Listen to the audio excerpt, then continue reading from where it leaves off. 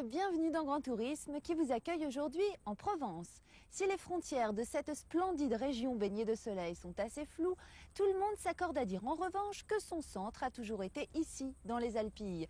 Une ville reflète bien les multiples richesses de cette région, ce sont les Baux-de-Provence. Dans le quart sud-est de la France, à quelques kilomètres de la Méditerranée, les Baux-de-Provence se trouvent dans le département des Bouches-du-Rhône.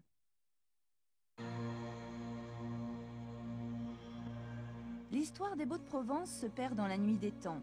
Truffé de grottes, ce promontoire immaculé a accueilli l'homme dès la préhistoire. Point stratégique de premier ordre, le rocher est ensuite l'enjeu de luttes sanglantes entre les barbares. Vers 125 avant Jésus-Christ, les Romains envahissent la Gaule, s'installent en Provence et transforment le site en camp militaire. C'est à partir du Xe siècle que la ville prospère grâce au puissant seigneur des Baux, dont l'ancêtre légendaire serait le roi mage Balthazar. Durant les siècles suivants, la citadelle connaîtra maintes batailles, mais aussi de somptueuses cours d'amour.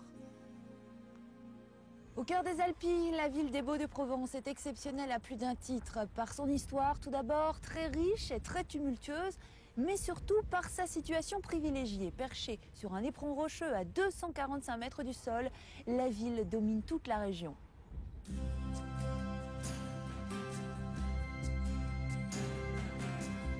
Plus qu'une ville, c'est un village que l'on découvre après avoir franchi les portes et gravi les ruelles pentues. Il faut encore monter pour accéder au joyau des Baux-de-Provence, la demeure des seigneurs, le château où nous attend son directeur. Monsieur de Galifet, de quand date le château des Baux-de-Provence? Le château des Baux a été construit pour la première fois au Xe siècle. Et sa grande période historique est Alors plus 7 ancienne. ans, absolument, 7 ans du Xe siècle jusqu'au XVe siècle. Nous sommes en plein Moyen-Âge, c'est l'époque donc des seigneurs des Baux, de la fameuse lignée des seigneurs des Baux, du Xe au XVe. Et donc c'était une place forte. C'était une place forte, tout à fait imprenable. Pour donner un ordre d'idée, les seigneurs des Baux régnaient sur un territoire de 79 fiefs. Quelque chose d'absolument colossal. Donc pour défendre ce fief, ils ont fabriqué ces machines de guerre absolument impressionnantes. Ce ne sont pas eux qui les ont fabriquées, mais simplement ils étaient sous la menace de ces machines. Vous êtes devant là, un trébuchet à balancier qui envoyait des boulets de 200 kilos à 200 mètres avec une précision de l'ordre de 1 mètre, 2 mètres. Donc pour percer des brèches dans les murailles. Et comment faisait-on pour se défendre alors du haut du rocher? Alors écoutez, il y avait plusieurs possibilités. Tout le monde connaît bien sûr tout ce qui était armes de lancer, de flèches, arbalètes, etc. On envoyait également toutes sortes de projectiles liquides, de l'huile bouillante et dans certains cas des charognes. Donc autant vous dire des charognes qui avaient qui étaient suffisamment bien comme il fallait. Bien infectées. Bien infectées, voilà. Et on absolument. servait donc de la catapulte. Alors la catapulte, elle était une arme de siège, d'accord, et envoyait des projectiles en pierre et également des charognes qui pouvaient éventuellement véhiculer la peste. Nous sommes là tout à fait dans les prémices de la guerre chimique. Et fait-on encore des recherches aujourd'hui dans le château? Nous allons démarrer l'année prochaine donc une campagne de fouilles archéologiques, particulièrement dans le château, parce qu'il y a encore un gros mystère. Nous ne savons pas très bien comment on pouvait rentrer dans le château au-delà du passage du Lièvre qui passe donc sous la chapelle Sainte-Catherine. Il y a un mystère, il y a des dédales. On pense que ce dédale amenait les personnes qui n'étaient pas vraiment désirées dans des pièces où elles étaient faites prisonnières et d'autres personnes du château lui-même pouvaient rentrer dans le château. Ce n'est pas encore clair. L'extraordinaire décor et la magie des Baux ont toujours inspiré les artistes et dans tous les domaines.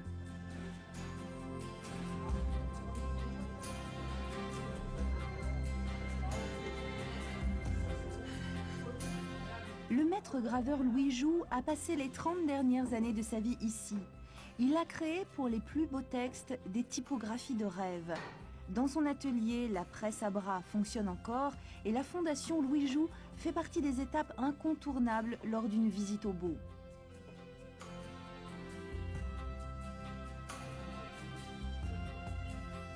Parmi toutes ces œuvres d'art, les auteurs provençaux n'ont pas été oubliés. Et que c'était bon de revenir au moulin, se reposer sur l'herbe de la plateforme, songer au livre que j'écrirai plus tard avec tout cela, où je mettrai le bourdonnement qui me restait aux oreilles de ces chants, de ces rires clairs, de ces féeriques légendes. Un reflet aussi de ce soleil vibrant, le parfum de ces collines brûlées, et que je daterai de ma ruine aux ailes mortes. 30 ans de Paris, Alphonse Daudet. Patrick, si le nom d'Alphonse Daudet est très connu, son histoire l'est beaucoup moins. C'est vrai, effectivement, très souvent, quand on pense à Daudet, on pense au moulin, mais on ne sait pas qu'en fait, c'est pas un écrivain de Paris, c'est quelqu'un qui vient réellement du sud, il vient de Nîmes, du Languedoc, donc de la Provence en général. Donc il a quitté la Provence, il est monté à Paris, il est redescendu. Il est redescendu grâce à Frédéric Mistral, qui était venu à Paris, présenter une de ses pièces, elle s'appelle Mireille, et il l'a invité à Mayenne. Et du coup, il est allé voir un cousin à Fontvieille, et c'est là, ça a commencé. Il a pris des idées, des noms, des lieux, et ça a été l'histoire. Quand a-t-il écrit les lettres de Montmoulin exactement? Il a commencé concrètement à Fontvieille, disons dans les années 1864-1865, mais ça a été édité dans la presse en épisodes de 66 à 69, dans 2 journaux différents. Mais est-ce que c'est vraiment son moulin? Eh bien pour les Fontvieillois, les 4 moulins de Fontvieille sont les moulins d'Alphonse Daudet, mais concrètement non. Non. Le vrai nom de ce moulin-ci, qui est connu comme le moulin Alphonse Daudet, c'est le moulin Saint-Pierre. La particularité de ce moulin-ci, c'est qu'il a une salle basse et voûtée, comme un réfectoire de couvent. C'est exactement ce que dit Alphonse Daudet dans son texte, l'installation. C'est le tout début des lettres de mon moulin. Et qu'est-ce qu'a apporté Alphonse Daudet à la Provence? Différentes choses. Il a essayé de démontrer l'esprit provençal, la poésie, que la plupart des Provençaux sont des conteurs. Quand on pense à Tartarin de Tarascon, par exemple, quand on dit que les Provençaux sont des menteurs, Tartarin, il dit non, on ne ment jamais, on galège. C'est de la poésie.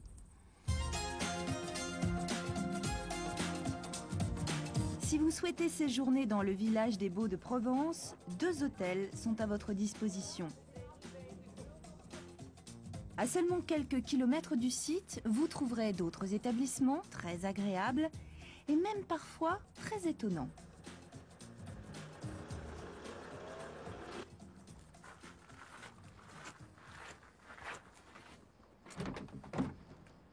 Il y a au Baux de Provence de nombreuses traces d'habitats troglodytiques plus ou moins bien conservés. Ici, à la ribote de Tavennes, 2 de ces cavités façonnées par l'homme et par la nature ont été aménagées en chambres d'hôtel, un mélange réussi entre la magie de la préhistoire et le confort moderne, un endroit insolite où on se sent vraiment très bien.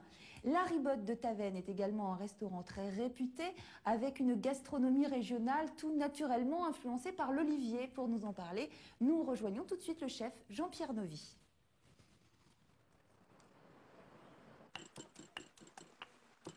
Bonjour Jean-Pierre. Bonjour. Alors depuis combien de temps cultive-t-on l'olivier en Provence? Depuis fort longtemps, depuis que les Grecs sont arrivés en Provence, depuis l'Antiquité. Donc. Et l'huile d'olive est essentielle à la tradition culinaire provençale et notamment c'est l'ingrédient majoritaire dans l'aioli. Qu'est-ce que c'est exactement l'aioli? L'aioli, c'est un mélange de purée d'ail, ensuite de gros sel, justement je vais rajouter pour le piler bien fin. On rajoute dans cet ail et ce gros sel un tout petit peu de moutarde et puis 1 ou 2 jaunes d'œufs pour faire le départ de l'aioli. Et ensuite on montera le tout avec l'huile d'olive. Voilà.